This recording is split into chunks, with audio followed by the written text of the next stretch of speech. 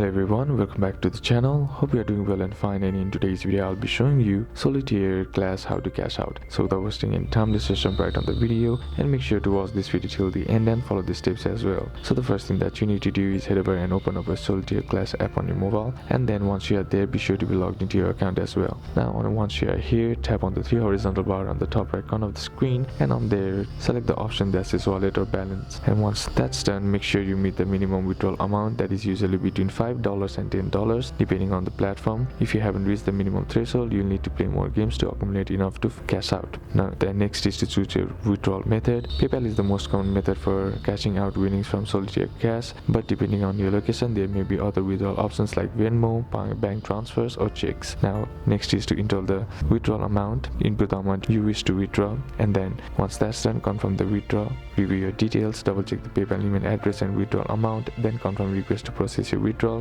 After the processing, you will receive the funds that is transferred to your PayPal account or whichever method you choose. So these are a couple of steps that you can do, and that's it for today's video guys. Hope this video was useful to you. Leave a like if it did, comment down below what the next video should be on, consider subscribing to the channel. Thanks for watching, bye bye.